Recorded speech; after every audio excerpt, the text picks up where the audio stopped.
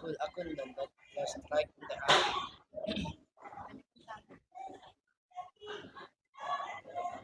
Tadi sampai deskripsi manfaat.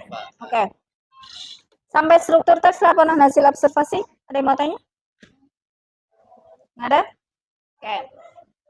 Jadi struktur teks laporan hasil observasi itu ada pernyataan umum, klasifikasi umum, dan deskripsi manfaat. Oke. Klasifikasi umum, deskripsi manfaat. Oke. Kalian bisa lihat pada contoh tawon. Ada bacaan tawon. Nah, ya. Sebelum Bu Rizky masuk ke kaidah kebahasaan, dicoba dulu. Tawon. Ada ya di situ tawon ya. Nah, silakan dianalisis, dicari struktur teksnya. Bu Rizky kasih waktu 2 menit. Bisa ya, 2 menit ya. Dicari pernyataan umumnya, deskripsi bagian, dan deskripsi manfaat. Sertakan alasannya, Nisa. Sertakan alasannya. Ya, silakan. Kalian bisa ditulis di buku. Tulis di buku. Dibuka halaman berapa itu, Tabon? Halaman 6. Oke.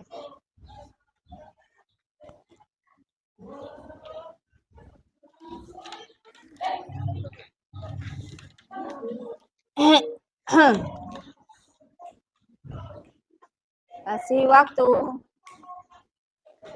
Kemarin LKPD itu teks scrapbooknya di bawah ya. Oke. Nanti dianalisis. Bu Rizky minta analisis scrapbook. Dicari strukturnya dan kaidah kebahasannya.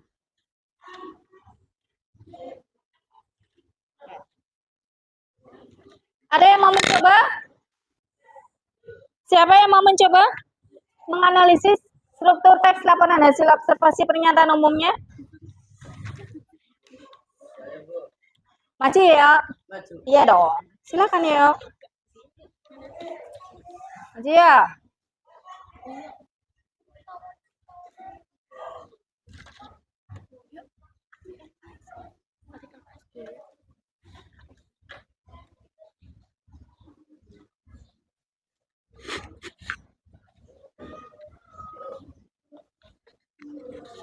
Paragraf 1. Yang ini ya.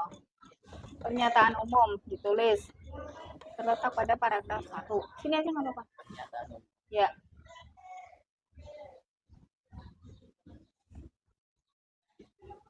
Iya nulisnya angele kursi yo.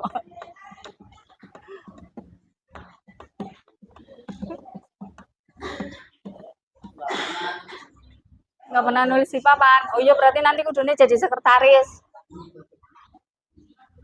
Titik 2. Ya. Paragraf 1. Ya.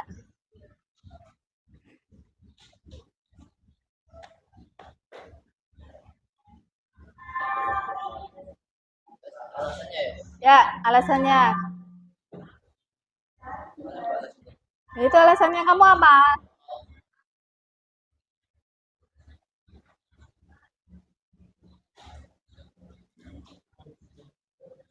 Mengapa pada pernyataan umum atau klasifikasi terletak pada paragraf 1? Berisi informasi umum mengenai tawon dan meliputi pengertian dan spesies dan tempat hidup. Oke, yes, nggak usah ditulis ya. Oke. Terima kasih. Ya. Pernyataan umum menurut Rio, pernyataan umum atau klasifikasi umum itu terdapat pada paragraf 1. Silakan dilihat semuanya paragraf 1. Ya. Paragraf 1. Mengapa alasannya?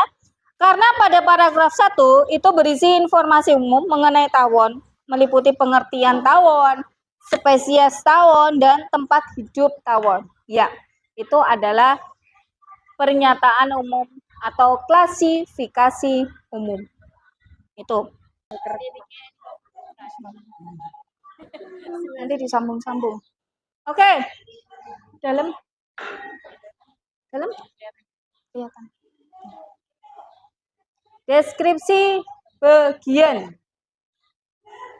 Deskripsi bagian adalah tadi ya, terletak pada paragraf 2 sampai dengan 4 ya. Yang klasifikasi deskripsi manfaat pada paragraf berapa? Pada paragraf 5, tentunya paragraf terakhir. Nah, kalian kalau mau menganalisis lebih gampangnya, kalau pernyataan umum itu terletak pada awal paragraf, awal berarti paragraf 1 ya. Dan kalau kalau deskripsi bagian itu pada paragraf isi. Nah, isi berarti sebelum penutup. Kalau penutup itu terakhir. Jelas ya? Oke. Sekarang selanjutnya adalah apa? Kaidah kebahasaan teks laporan hasil observasi. Silakan dibuka dulu kaidah kebahasaan teks laporan hasil observasi.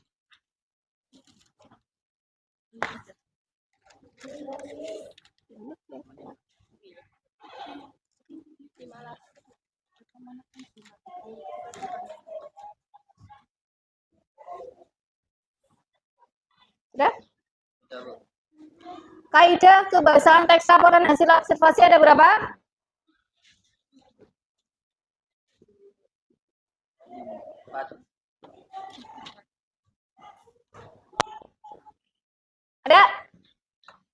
Ada 4 apa aja? Kalimat definisi. Terus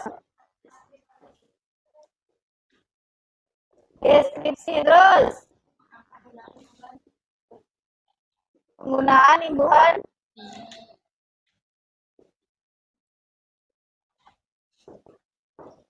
terus Menggunakan kutipan tidak langsung dan sumber rujukannya.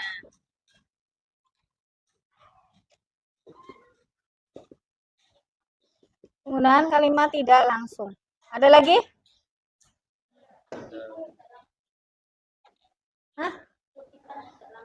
Kutipan tidak langsung. Terus setelah itu ada lagi? Oke. Kaidah kebahasaan LHO. Ingat, setiap materi itu ada 3 poin yang harus kalian kuasai.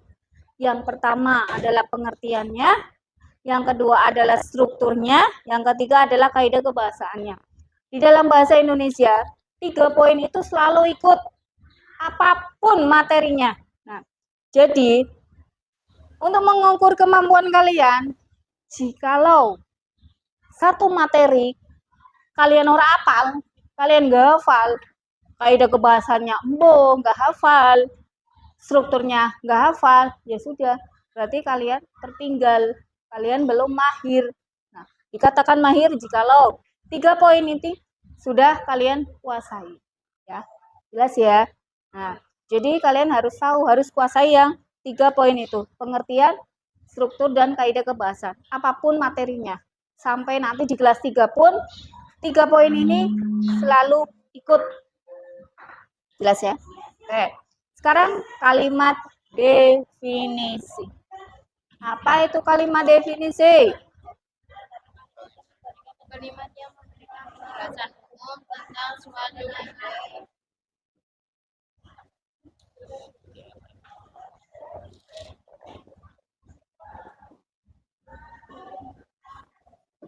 Kalimat deskripsi. Kalimat yang untuk menjelaskan sifat, kualitas, atau ciri-ciri suatu objek seperti benda, tempat, barang, atau orang.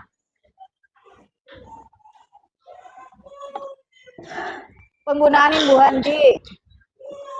Perhatikan, penggunaan imbuhan di.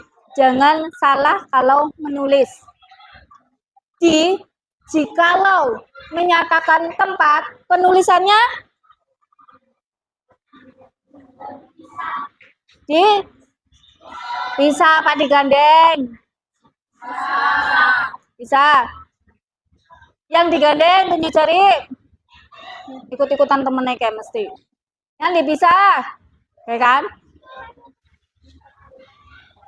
Mesti ikut-ikutan nonton Dipisah atau digandeng? Jika mengacu kata tempat. Dipisah. Nah, dipisah dan sebaliknya. Jikalau bukan tempat itu tidak dipisah ya. Contoh di taman. Penulisannya dipisah. Diabaikan. Gandeng. Ditidurkan. Ditidurkan.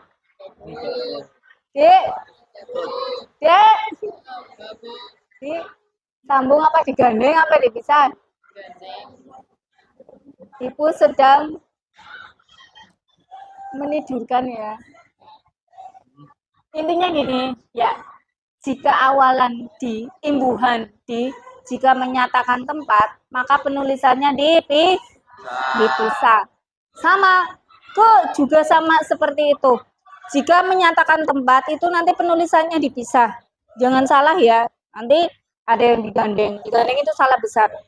Jadi bahasa Indonesia seperti itu. Jadi harus seperti itu ya. Oh, sampun. Ya, wis.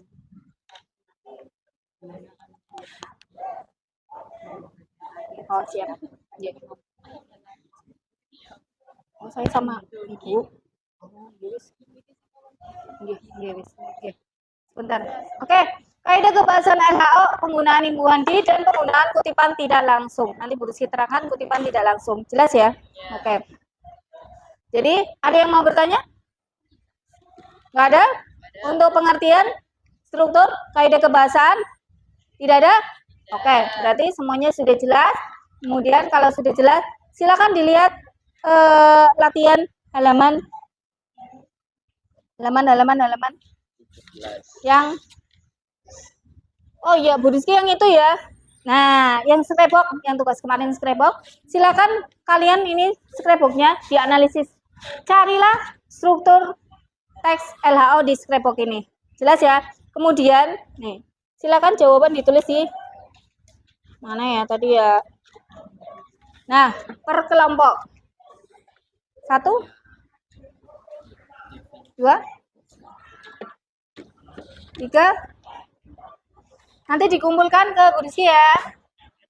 Rio, kumpulkan ya nanti ya. Dia kumpulkan 4, 5. Oke. Nah, silakan dicari untuk strukturnya teks laporan hasil observasi tersebut. Kemudian nanti dikumpulkan. Untuk materi selanjutnya silakan pelajari bab 2 yaitu apa? Mengkritik lewat mengungkapkan kritik lewat humor atau sering disebut dengan anekdot. Silakan pada halaman 53. Halaman 31. Nah, silakan nanti kerjakan. Pelajari yang halaman 31 ya, yang bab 2 untuk pertemuan selanjutnya. Nggak ada pertanyaan? Oke. Kursi akhiri cukup sekian. Assalamualaikum warahmatullahi wabarakatuh. Waalaikumsalam warahmatullahi wabarakatuh. Ya.